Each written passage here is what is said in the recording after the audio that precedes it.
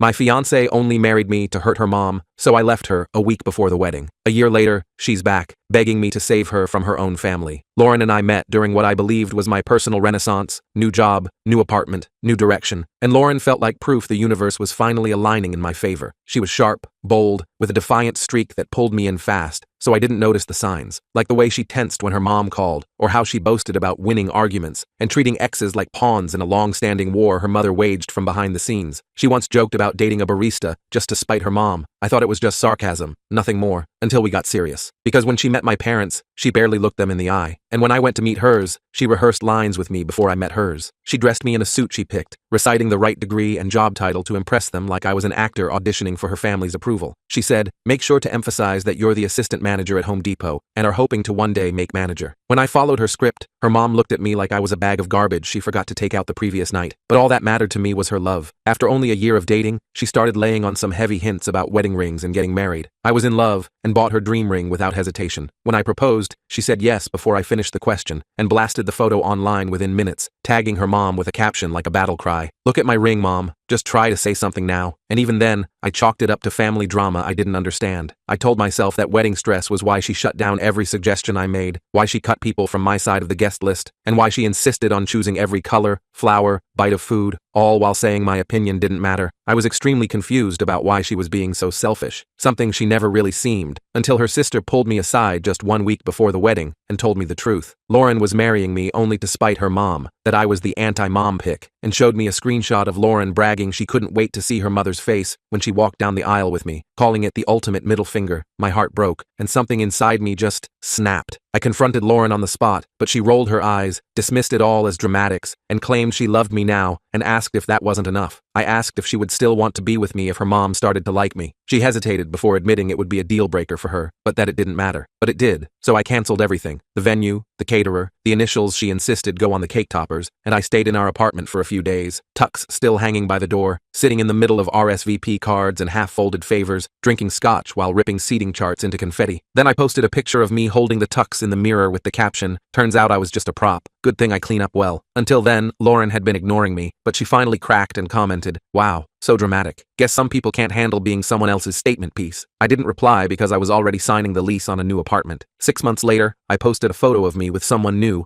laughing in a field, hand in hand like we actually wanted to be there, and Lauren liked it, then unliked it, and then posted a story saying, "Some people upgrade, others rebound," which is fine because I was way over her by this point in my life. Only Lauren wasn't done trying to hurt me, not even close. 3 days after Lauren posted her story, I received a friend request from Lauren's mother. I stared at my phone in disbelief, thumb hovering over the screen. Was this a trap? Some kind of twisted reconnaissance mission? I declined it and put my phone away, but the notification left me unsettled for the rest of the day. That weekend, Cassie and I were having dinner at a new Thai place downtown when I spotted Lauren's mother sitting alone at a corner table. My fork froze midway to my mouth, the spicy aroma of pad Thai suddenly nauseating. "What's wrong?" Cassie asked, following my gaze, her warm brown eyes concerned. "That's Lauren's mom," I whispered, my voice barely audible over the restaurant's ambient music. "We should go." But before we could ask for the check, Lauren's mother approached our table. Up close, she looked tired, the corners of her mouth pulled down by what seemed like years of frowning, her designer blouse wrinkled as if she'd been wearing it all day. "I'm sorry to interrupt," she said, her voice softer than I remembered. "I just wanted to apologize for my daughter's behavior. What she's done to you is inexcusable." I sat there stunned, unable to form words. This was the woman who'd looked at me like I was garbage, who'd fueled Lauren's lifelong rebellion. "I saw everything in court last month," she continued. "Those texts she sent threatening to ruin your career after you filed that cease and desist letter. I had no idea she was using you that way." She handed me a business card. "If Lauren causes any more trouble, please call me. I want to help make this right." After she left, Cassie squeezed my hand. "That was unexpected." "Yeah," I said, turning the card over in my fingers, the embossed lettering catching the light, "and I don't trust it for a second." My instincts were right. The next morning,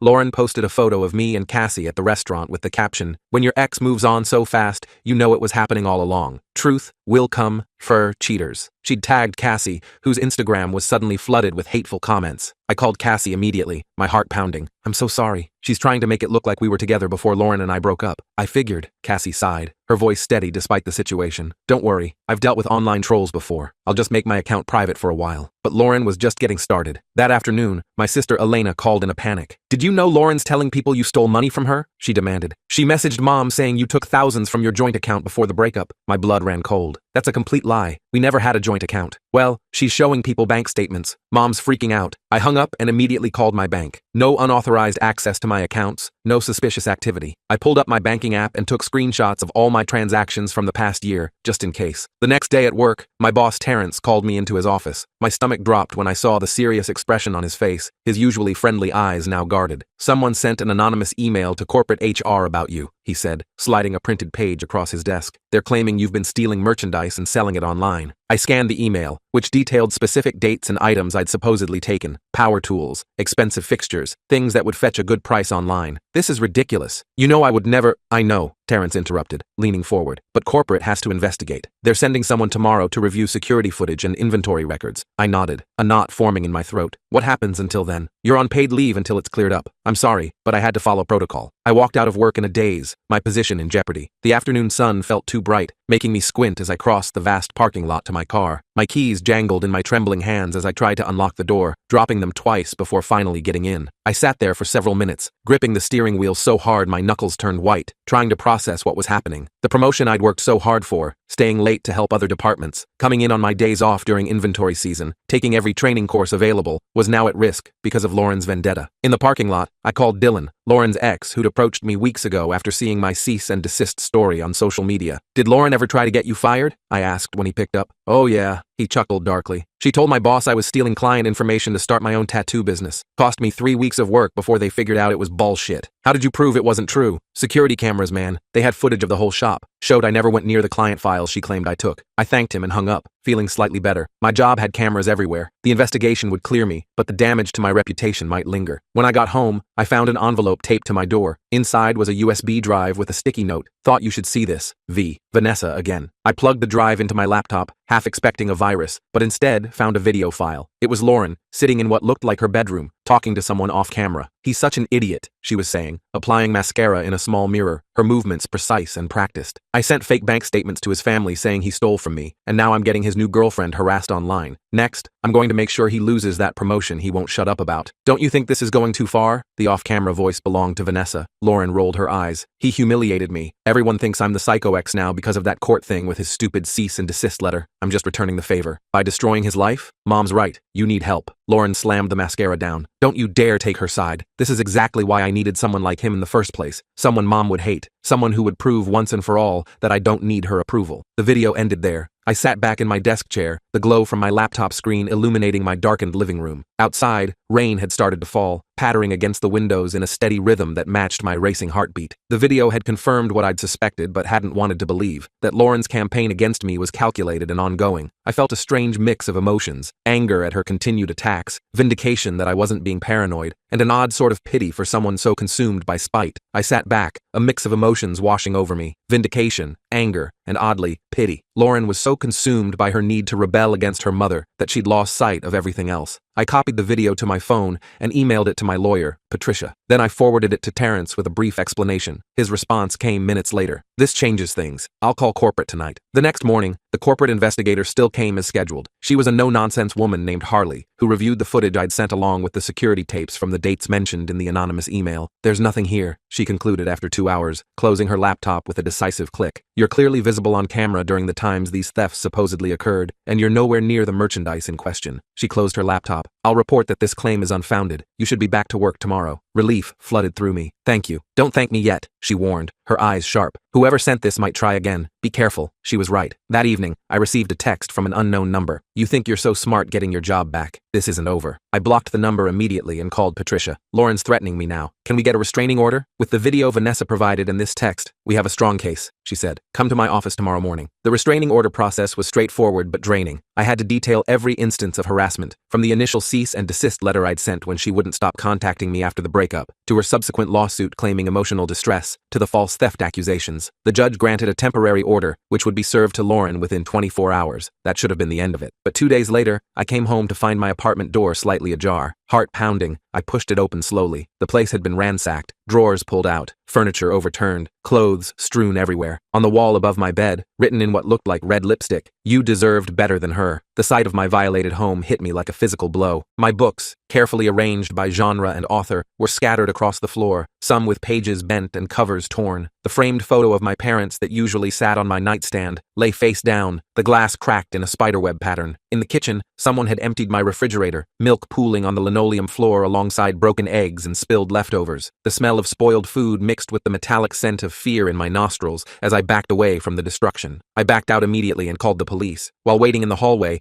I texted Cassie to make sure she was okay. She called back instantly. "I'm fine, but someone broke into my car today," she said, her voice shaking. "They didn't take anything, just left a note saying, 'Stay away from him.'" The police arrived and took statements, photographed the damage, and dusted for fingerprints. The officer, a woman named Detective Mitchell, asked if I had any enemies. "My ex-fiancée," I said without hesitation. "I just got a restraining order against her." Detective Mitchell nodded, jotting notes in her small, leather-bound notebook. "We'll check if she has an alibi for this afternoon. In the meantime, is there somewhere else you can stay tonight?" I ended up at my friend Aiden's place, sleeping on his couch while the police investigated. Aiden's apartment was cluttered but comforting, filled with musical instruments and vintage movie posters. He didn't ask too many questions, just handed me a beer and put on a mindless action movie that required no emotional investment. The familiar sounds of explosions and car chases provided a welcome distraction from the chaos of my real life. I dozed fitfully on his lumpy couch, waking every hour or so to check my phone for updates from Detective Mitchell. The next morning, Detective Mitchell called. "Your ex was at work during the break-in, with multiple witnesses confirming her whereabouts," she said. "We're looking at other possibilities." I hung up, confused. If not Lauren, then who? The message seemed personal, almost protective. A horrible thought struck me. I called Lauren's mother using the number on her business card. "Did you break into my apartment?" I demanded when she answered. "What? No, of course not." She sounded genuinely shocked. "What happened?" I explained about the break-in and the message on my wall. "That wasn't me," she insisted. "But it sounds like something Lauren's friend Susan might do. She's always been overly involved in Lauren's relationships." Susan. The name rang a bell. I remembered seeing her in Lauren's social media posts, a tall woman with dyed red hair who always seemed to be hovering in the background. Lauren had introduced us once at a party, and Susan had given me a cold once-over before making an excuse to pull Lauren away. The memory of that party came back to me in vivid detail. It had been at Lauren's friend Mark's loft downtown, the kind of industrial space with exposed brick and pipes that tried too hard to be edgy. Susan had been wearing a black dress that seemed designed to mimic Lauren's style, right down to the silver bangles on her wrist. When Lauren introduced us, Susan's handshake had been limp, her smile not reaching her eyes as she assessed me. "So you're the Home Depot guy," she'd said. Minutes later, she'd whispered something in Lauren's ear, and they disappeared into another room for nearly half an hour. I thanked Lauren's mother and called Detective Mitchell back with this new information. She promised to look into it but warned me that without evidence, they couldn't do much. Meanwhile, I had to clean up my apartment. Cassie offered to help, and together we spent the weekend restoring order. As we worked, she asked the question I'd been avoiding. "Are you sure you want to keep seeing me? Your life was complicated enough before I came along." I stopped what I was doing and looked at her. Really looked at her. Cassie with her patient smile and quiet strength, who hadn't run away despite all the drama. "I'm sure," I said, setting down the books I was reshelving. "Lauren and her games don't get to decide who I love." The word love slipped out before I could catch it. Cassie's eyes widened slightly, then she smiled and leaned in to kiss me. "Good," she whispered against my lips, "because I'm not going anywhere." We finished cleaning and ordered pizza, trying to create a sense of normalcy. But as we sat on my newly righted couch, my phone buzzed with an email notification from an unfamiliar address. The subject line read, "Watch your back." The body contained only a link to a website. Against my better judgment, I clicked it. It was a blog titled, "The Truth About Him," featuring my photo and a long post detailing how I'd allegedly abused Lauren emotionally and financially, complete with fabricated text messages and edited photos. The comments section was filled with outrage from strangers who believed every word. "This is insane," Cassie said, reading over my shoulder, her face pale in the blue light of the screen. "Can your lawyer get this taken down?" "I'll call her first thing tomorrow," I promised, closing the laptop. Let's not let this ruin our night. But the damage was spreading. By morning, the blog had been shared hundreds of times. Friends were texting to ask if I'd seen it. Even my parents called, concerned about the allegations. Patricia filed takedown notices with the hosting company, but the site had been registered anonymously through a foreign domain. It could take weeks to get it removed. The next blow came from an unexpected direction. I was finally back at work, settling into my new manager role, when Nancy from HR called me in. "We've received several complaints from female customers saying you made them uncomfortable," she said, sliding a file across her desk. "Given the nature of these allegations and the online situation, we need to place you on administrative leave again while we investigate." I flipped through the file. 3 separate complaints, all filed within the past week, all describing similar behavior. Inappropriate comments, following customers through the store, offering to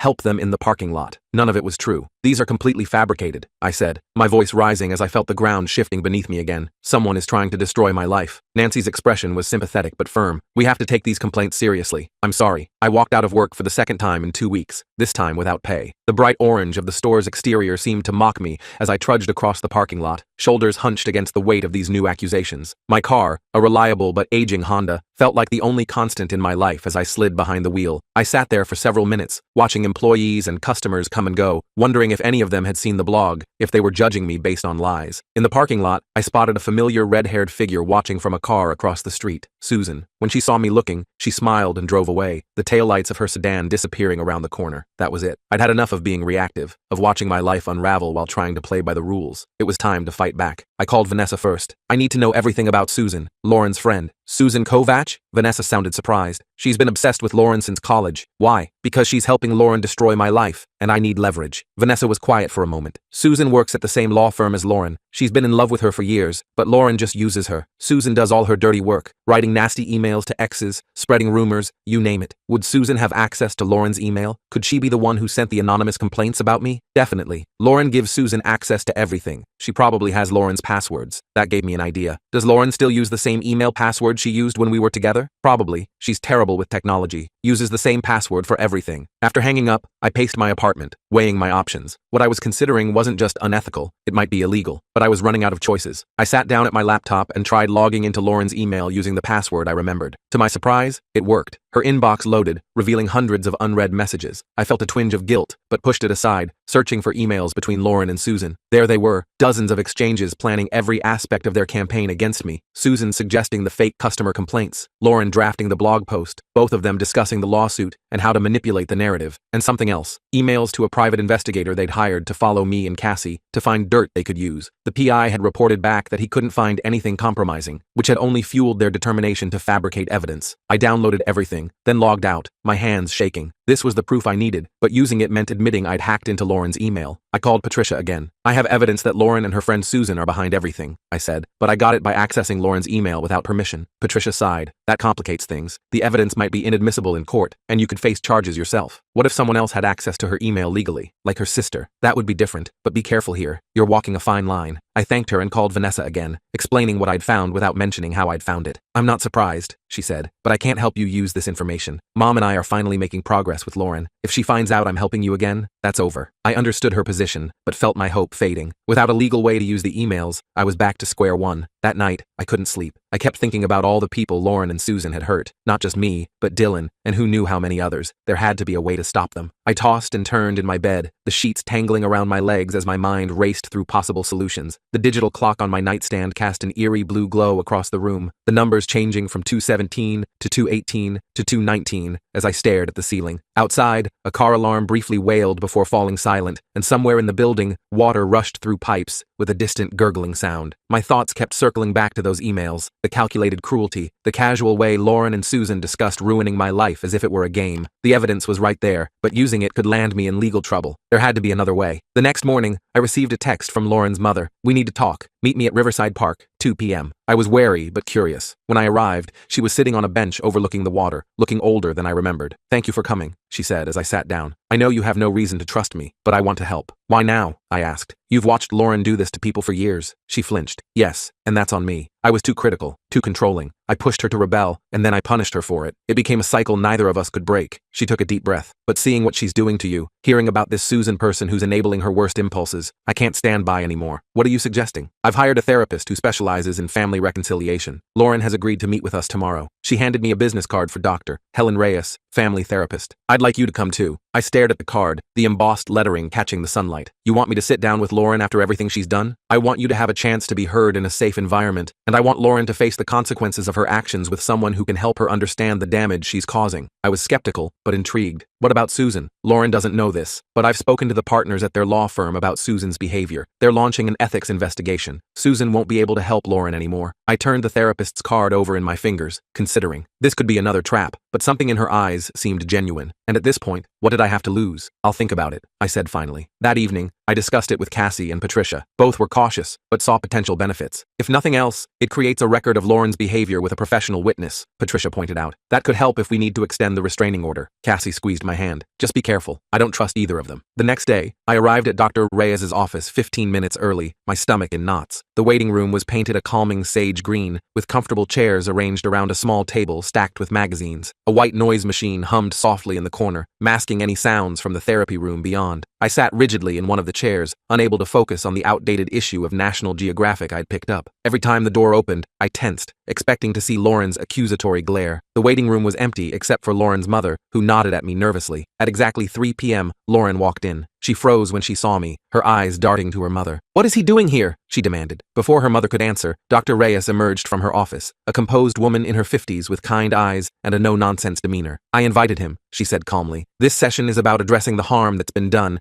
and finding a path forward. Please, come in." Lauren looked like she might bolt, but after a moment's hesitation, she followed us into the office. We sat in a circle, me on one side, Lauren and her mother on the other, with Dr. Reyes between us. "Before we begin," Dr. Reyes said, "I want to establish some ground rules. Everyone will have a chance to speak without interruption. We're here to listen and understand, not to attack or defend. Can everyone agree to that?" We all nodded, though Lauren did so reluctantly. "Good. Now Lauren's mother has shared some background with me, but I'd like to hear from each of you about what's happened." I went first, detailing our relationship, the wedding plans, discovering her true motives, and the aftermath. I described the cease and desist letter, her retaliatory lawsuit, the false accusations, the break-in, and the online harassment, keeping my voice as steady as possible. Throughout my account, Lauren's expression shifted between defiance, embarrassment, and something that might have been shame. When I finished, Dr. Reyes turned to her. "Lauren, what's your perspective on all this?" Lauren crossed her arms. "He's exaggerating. I loved him, but he couldn't handle that I had a complicated relationship with my mother. He abandoned me right before our wedding." "And the events that followed?" Dr. Reyes prompted. "The lawsuit, the complaints at his workplace?" "I don't know anything about that," Lauren insisted, but her voice wavered. "Lauren," her mother said softly, "we've seen the emails between you and Susan. We know what you've been doing." Lauren's face paled. "You went through my emails?" "No," her mother said. "Susan's supervisor did, as part of their ethics investigation. She showed me what they found." Lauren's composure cracked. "You're all against me. You've always been against me." She turned to me, eyes blazing. "This is your fault. You humiliated me, made everyone think I was crazy." "Lauren," Dr. Reyes interrupted firmly, "you're not being attacked here. We're trying to understand the choices you've made and the pain behind them." For the next hour, Dr. Reyes guided the conversation, helping Lauren's mother acknowledge her controlling behavior and how it had damaged their relationship. She helped me express the betrayal and fear I'd experienced, and slowly, reluctantly, she got Lauren to admit what she'd done. "I just wanted to hurt him like he hurt me," Lauren finally said, tears streaming down her face. "He was supposed to be different. He was supposed to choose me over everything else." "Even though you chose your conflict with your mother over him?" Dr. Reyes asked gently. Lauren fell silent, the question hanging in the air. As the session ended, Dr. Reyes suggested we all take some time to reflect before meeting again. Lauren left quickly, avoiding eye contact with either of us. In the hallway, Lauren's mother turned to me. "Thank you for coming. I know it wasn't easy." I nodded, emotionally drained but feeling strangely lighter. "Do you think it helped?" "I hope so. For all of us." The next day, the blog about me disappeared. The complaints at Home Depot were withdrawn, and Lauren posted a vague but significant message on Instagram, taking some time away from social media to focus on personal growth. Sometimes the hardest person to face is yourself. I was reinstated at work with an apology from corporate and back pay for my time off. The customers who'd filed complaints couldn't be reached for follow-up. They probably didn't exist in the first place. 2 weeks later, I received an email from Lauren. My finger hovered over the delete button, but curiosity won out. "I'm not asking for forgiveness," she'd written, "but I am sorry for what I did to you. Dr. Reyes is helping me understand why I felt so threatened by your decision to leave, and why I couldn't stop trying to punish you for it. I've been using people my whole life to fight a battle with my mother that no one could ever win. You deserved better. I've asked Susan to back off, and I won't contact you again after this. I hope someday you can find peace, even if it's far away from me." I read it twice, then forwarded it to Patricia to keep as evidence just in case, but something told me Lauren might actually be sincere this time. That evening, Cassie and I sat on my balcony, watching the sunset paint the sky in brilliant oranges and pinks. "Do you think it's really over?" she asked, her head resting against my shoulder. "I hope so," I said, pulling her closer. "But even if it's not, I'm done letting Lauren control my life. Whatever comes next, we'll face it together." As if on cue, my phone buzzed with a notification. A new post from Lauren had tagged me. "Some chapters have to end for others to begin. Wishing you happiness in your new story." I showed it to Cassie, who raised an eyebrow. "Seems too good to be true." "Maybe," I agreed, "but for now, I'll take it." I put my phone away and turned back to Cassie, to our future, to the life I was choosing for myself. Lauren had tried to break me, but instead, she'd shown me exactly what I didn't want, and what I did. A relationship built on honesty, not games. Love as a choice, not a weapon. The sun dipped below the horizon, painting the sky in deepening shades of purple. Tomorrow would bring new challenges, but for the first time in months, I wasn't afraid to face them.